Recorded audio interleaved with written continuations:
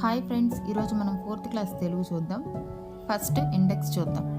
First lesson Gandhi మహాత్ముడు, ఇతివృత్తం, మహనీయుల చరిత్ర, ప్రక్రియ, గేయం. ఇది ఎలా గుర్తుపెట్టుకోవచ్చు అంటే గాంధీ మహాత్ముడు, మహనీయులు ఈ విధంగా గుర్తుపెట్టుకోవచ్చు. సెకండ్ లెసన్ గోపాల్ తెలివి, ఇతివృత్తం, సమయస్ఫూర్తి, ప్రక్రియ, కథ. తెలివి, సమయస్ఫూర్తి ఈ రెండు వర్డ్స్ని గుర్తుపెట్టుకొని మనం గుర్తుపెట్టుకోవచ్చు. థర్డ్ లెసన్ దేశమును ప్రేమించుమన్న, ఇతివృత్తం, దేశభక్తి, ప్రక్రియ, గేయం. దేశము, దేశభక్తి. ఫోర్త్ లెసన్ పరివర్తన, ఇతివృత్తం, పిల్లల స్వభావం, ప్రక్రియ, కథ. ఫిఫ్త్ లెసన్ సత్య మహిమ, ఇతివృత్తం, నైతిక విలువలు, ప్రక్రియ, గేయ, కథ. ఆరో లెసన్ ముగ్గుల్లో సంక్రాంతి, ఇతివృత్తం, సంస్కృతి సంప్రదాయాలు, ప్రక్రియ, వ్యాసం. సెవెంత్ లెసన్ పద్యరత్నాలు, ఇతివృత్తం, నైతిక మానవీయ విలువలు, ప్రక్రియ, పద్యం. బారిస్టర్ పార్వతీశం, ఇతివృత్తం, హాస్యం, ప్రక్రియ, కథనం. 9వ పాఠం రాజు కవి, ఇతివృత్తం, సామాజిక అంశం, ప్రక్రియ, పద్యకథ. ఇది ఇండెక్స్. ఇప్పుడు మనం ఫస్ట్ లెసన్లోకి వెళ్ళిపోదాం. ఇక్కడ కొన్ని ఆశించిన అభ్యసన ఫలితాలు ఉన్నాయి, ఇవి ఒక్కసారి చూసుకోండి. నెక్స్ట్ మనకి పాఠంలో ముందు ఇచ్చే చిత్రాన్ని సన్నివేశ చిత్రం అంటారు. ఇది చాలా ఇంపార్టెంట్ మెథడాలజీలో. ఇప్పుడు మనం కవి పరిచయం చూద్దాం. గాంధీ మహాత్ముడు కవి పరిచయం. కవి బసవరాజు అప్పారావు. ఈయన భావకవి, గీతకర్త. జాతీయోద్యమ కాలంలో ఈయన గీతాలు ప్రజలను గాఢంగా ప్రభావితం చేశాయి. బసవరాజు అప్పారావు గేయాలు పేరిట ఈయన గీతాలు సంపుటంగా వెలువడ్డాయి. అంతే, ఈయన గురించి పెద్ద మ్యాటర్ ఏం లేదు, గుర్తుపెట్టుకోండి. గాంధీ మహాత్ముడు ఏ లెసన్, ఆ గాంధీ మహాత్ముడు పాఠంని రాసింది బసవరాజు అప్పారావు.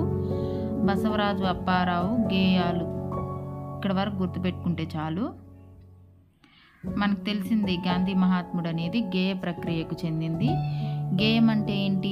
పాడుకోవడానికి వీలుగా ఉండేదాన్ని గేయం అంటారు. ప్రస్తుత పాఠం వచ్చి బసవరాజు అప్పారావు గేయ సంపుటి నుండి గ్రహించబడింది. ఓకే, దీని ఇతివృత్తం చూద్దాం.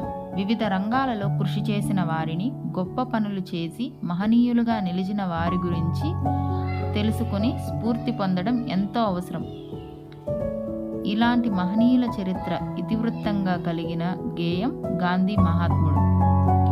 ఈ పాఠంలోని ఈ గేయంలో ఉన్నాయి.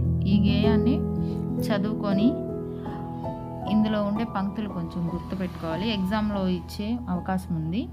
ఈ పాఠం గురించి కొంచెం బ్రీఫ్గా చెప్పేస్తాను. స్వాతంత్రోద్యమంలో గాంధీ మహాత్ముడి కదలికలు, చర్యలు ప్రజలను ఏ విధంగా ఉత్తేజపరిచాయో గేయం ద్వారా తెలుపబడింది. గాంధీ మహాత్ముడు స్వాతంత్ర్య సాధన కొరకు బయలుదేరగా జగత్తు మొత్తం ఆనందంతో నవ్వింది. నడవగా భూమి కంపించిపోయింది. మహాత్ముడు కన్నెత్తి చూడగా అధర్మం గడగడ వణికింది. జాతిపిత బోసి నవ్వు నవ్వగా స్వరాజ్యం కన్నుల ఎదుటే నిలిచింది. బాపూజీ మాట్లాడినప్పుడు ఓంకారం గనగన మోగింది. చివరగా గాంధీ మహాత్ముడు స్వాతంత్ర ఉద్యమానికి స్వస్తి పాడగా స్వరాజ్యం అనేది మోక్షము చేతికి చిక్కింది. ఇది సారాంశం. ఇక్కడ కొన్ని అర్థాలు ఉన్నాయి, ఒక్కసారి చూద్దాం. స్వరాజ్యం, సొంత పాలన. ప్రణవం, ఓంకారం. మోక్షం, పొడుపు, విడుపు, విముక్తి. అధర్మం, అన్యాయం, ధర్మం కానిది. కంపించుట, వణుకుట. స్వస్తి, శుభం. ఇక్కడ ఆ గేయానికి భావం ఉంది, ఒకసారి చూడండి. నెక్స్ట్ ఇంకా విద్యా ప్రమాణాలు ఉన్నాయి, వినడం, ఆలోచించి మాట్లాడడం. నెక్స్ట్ ఈ మాసపు పాట తేనెల తేటల మాటలతో. ఒక్కసారి మీరు చూసేసుకోండి. నెక్స్ట్ తేనెల తేటల మాటలతో ఈ గేయాన్ని రచించింది ఇంద్రగంటి శ్రీకాంత శర్మ. ఈయన కవి, కథకులు, విమర్శకులు. తెలుగులో అనుభూతి కవిత్వానికి ప్రతినిధి. అనుభూతి గీతాలు. ఈయన కవితా సంపుటి, లలిత గీతాకర్త, ఆకాశవాణిలో కూడా పనిచేశారు.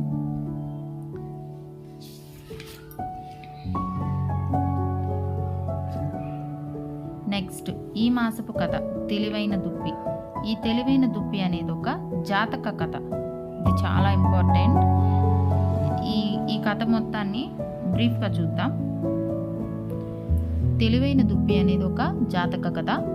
బోధిసత్వుడు ఒక అడవిలో దుప్పిగా జన్మించాడు.